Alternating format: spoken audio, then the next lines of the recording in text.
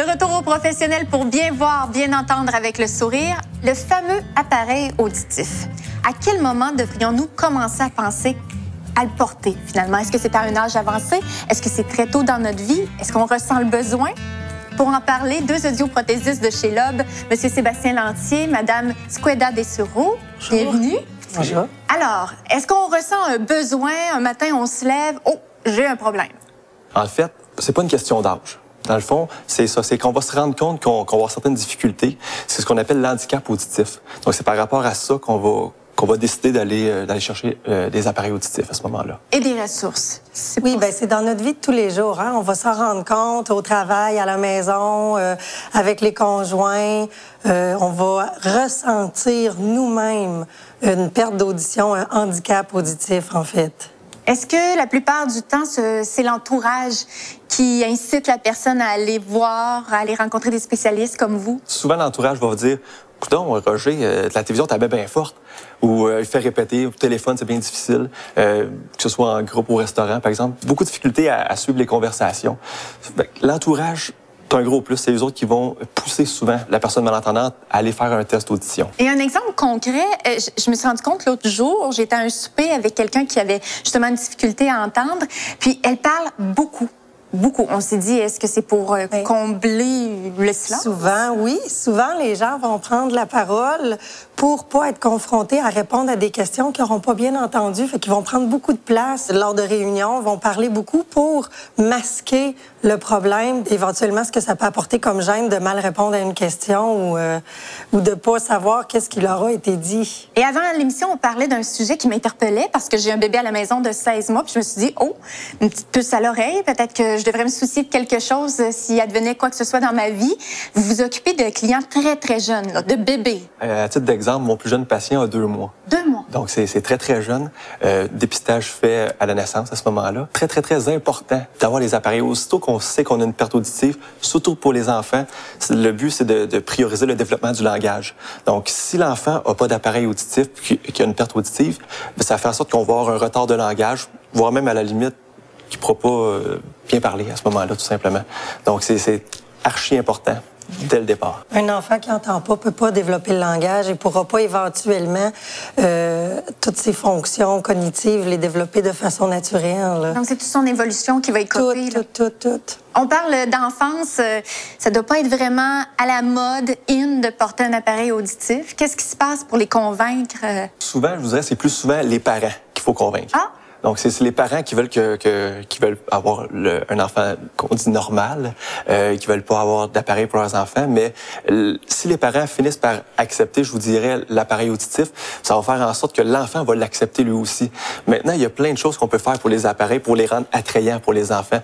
Plein de couleurs. On peut aller dans le rouge, dans le vert, dans le bleu. Il y a des autocollants aussi qu'on peut mettre sur les appareils auditifs, oui. Est-ce que c'est plutôt petit comme appareil? Ou... Oui.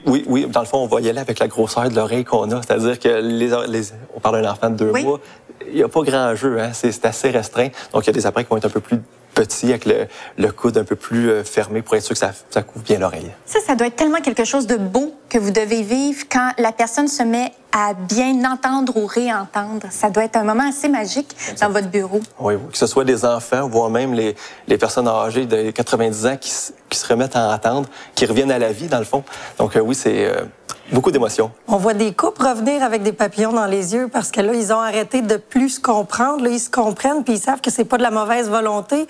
C'est une question de pas entendre. Ça me donne la chair de poule. C'est beau. C'est vraiment des beaux témoignages.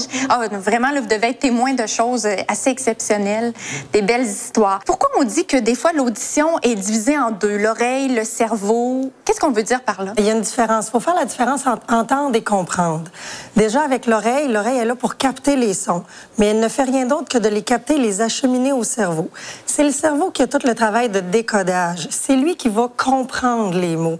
Fait que c'est lui qui est important de faire travailler. Parce que si notre cerveau ne travaille pas, il ne réussira plus à un moment donné à décoder les mots. Si la capacité à décoder des mots ne fonctionne plus bien, C'est un peu comme si on nous parlait dans une langue qui n'était plus la nôtre. Fait que nos oreilles vont entendre, vont capter le message, ça va être envoyé au cerveau, mais le cerveau sera plus capable de comprendre ce que les gens nous disent. Donc, à ce moment-là, il n'y a plus d'appareils qui peuvent faire le travail. Fait qu'il faut vraiment faire travailler le cerveau tout le temps, le stimuler le plus possible.